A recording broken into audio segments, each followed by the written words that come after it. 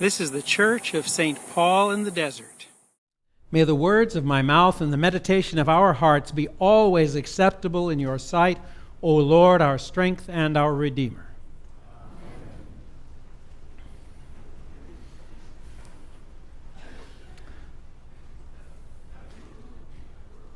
If there was any phrase in this particular collection of lessons that stands out, to me it would be quiet, keep silent.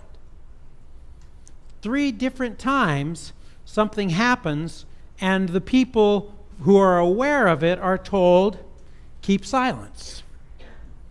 Elijah and his disciple Elisha are getting ready for the handoff, for passing the baton. And Elijah goes to each place, and Elisha is following him. And every place they come across a group of prophets, fellow disciples along with Elisha, and they say, do you know? Your master's going to be taken from you. He says, yeah, I know. Be quiet. And the next time, the next group says the same thing, and he says, I know. Be quiet. And then Jesus and the disciples are on the mountaintop with him. They've gone away alone by themselves with Jesus, and all of a sudden the party is crashed by Elijah and Moses, and Jesus is so different before them. And as they start down the hill, he says, now don't say anything about this until the Son of Man rises from the dead. We don't get to read the next verse, but the next verse says, and they went down the hill wondering what this rising from the dead was.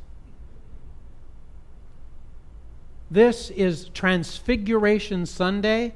It's the final Sunday of the season after the Epiphany. For those of you who are keeping count otherwise, it also could be Ordinary 6. But interestingly enough, the word that we've read in the gospel as transfigured, every place else in the New Testament is translated as transformed. Now, frankly, when I hear transfigured, things light up. It becomes kind of more fantastic and exciting and everything else. But if you read the text closely, Jesus was transformed. His clothes lit up. Now, I think that would be great here in Palm Springs, particularly in the fashion district. People would love the idea of these clothes that are transfigured. But what we're really dealing with is the transformation of Jesus. There's a variety of other places, as I said, that same word is used to talk about transformation.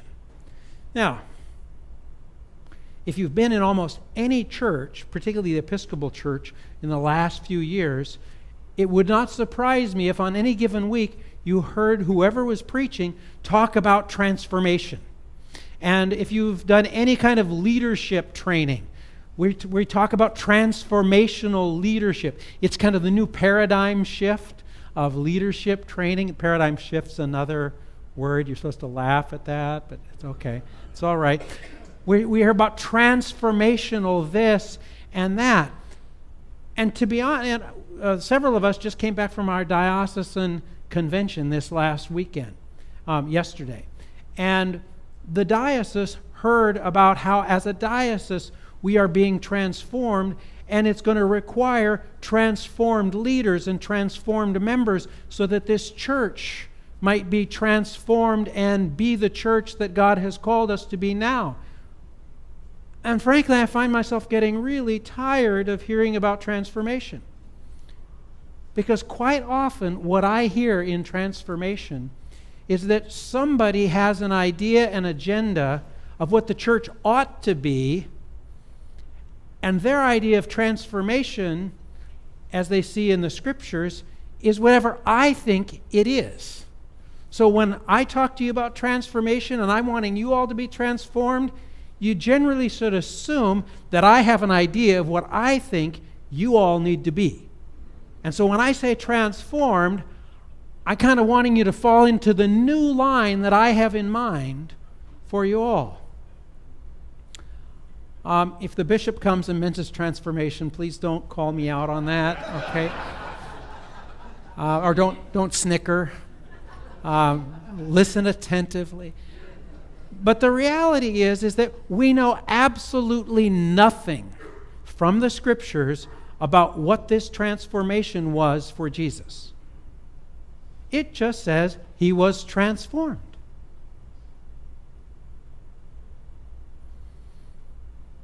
So I want to step back on some of the things that we do know about. We do know that Jesus was going about the northern part of the area around Galilee.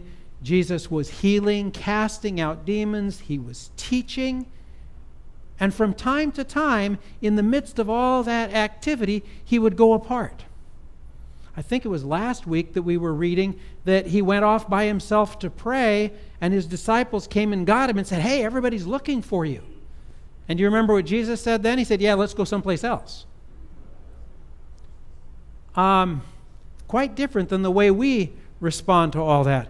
And so the beginning of this lesson happens just after Peter has declared that Jesus is the Christ, and then Peter's been kind of slapped down when he decided he needed to advise Jesus on what that Christness was for him, and Jesus had a different idea. And it says 6 days later, he took 3 of the disciples and they went apart away by themselves. Jesus went away, it looks to me, to pray. And it says that in the midst of this experience, he was transformed. And the disciples saw Elijah and Moses with him and talking. And when they start to organize it, a cloud comes over and they hear the voice of God saying, "This is my beloved Son. Listen to him." They were busy taking action on all the things that they knew should happen because, oh gosh, this is the Messiah. We got to do this. And the voice from heaven says, listen, not so much do. Now, in our church today, and probably in lots of churches today, we spend a lot of time talking about how we need to be the church. We need to be the hands and feet of Jesus. We really focus a lot on what we do. On this last Sunday before we head into Lent, it's a great reminder that the doing is not all there is. Sometimes we need to stop, be quiet, don't be busy letting everybody know what we think they ought to be doing to fulfill God's will for them in this world, and experience God's presence. Jesus experienced that divine presence on the mountain, and it says he was transformed. I would imagine it was the beginning of a transformation from his disciples. It would take them a while to realize that it wasn't about doing everything, but it was about being with Jesus. That was absolutely critical. And I guess I would like to suggest that for us, as we begin to enter into Lent, how might we reflect on this and use this time as a time when we don't try to figure out and lay out for everybody how things all ought to be, but rather take the time to stop and really focus on the idea that God has invited us into God's presence, and that in God's presence we might be open and ready to be transformed. And what that transformation is, what it will mean to us, I don't know for you. I don't know that you know for yourself right now. One of the people that I was reading this last week, David Lose, who's the president of a theological seminary on the East Coast, he titled his blog about this as, "There is no plan B." And the idea is, if this happens, we've got to do this, and in case this happens, here's plan B. And in some sense, we Christians live that out. If we're confronted by somebody who's got a tragedy, you can almost guarantee there'll be a Christian who will step forward and say, well, here's what God is doing with this.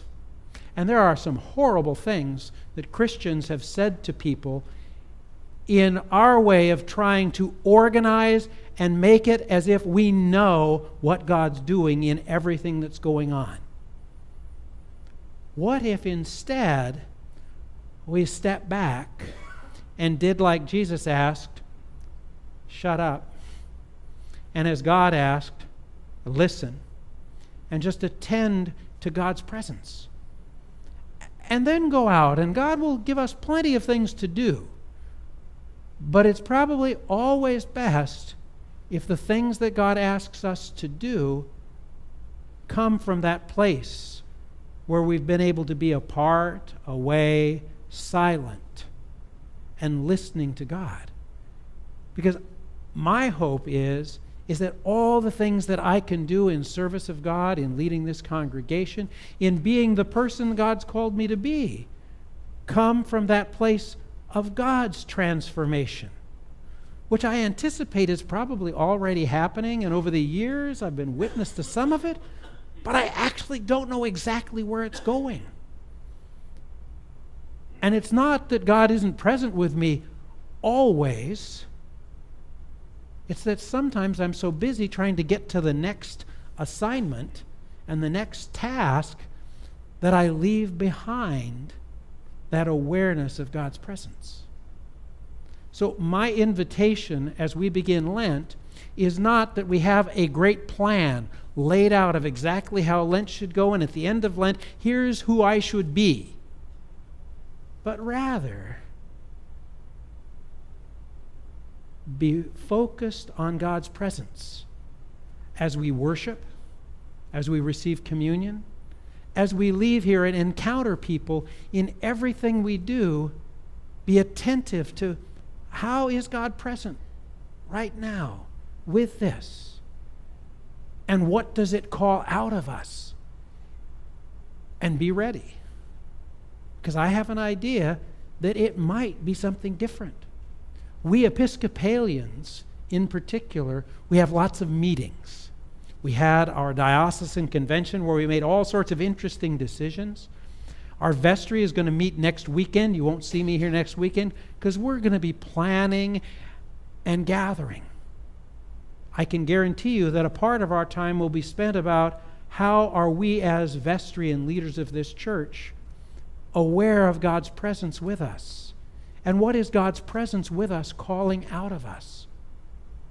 And so for each of us, we need to be alert to God's presence, and we need not be surprised if God's presence is calling us to do something different than we did last Lent, or than the way we have always seen what God is calling us to do. We might be in this process of transformation, and we might not understand it any more than the disciples did, but we know that God is with us, and God is calling us, and God asks us to be silent and listen. Amen.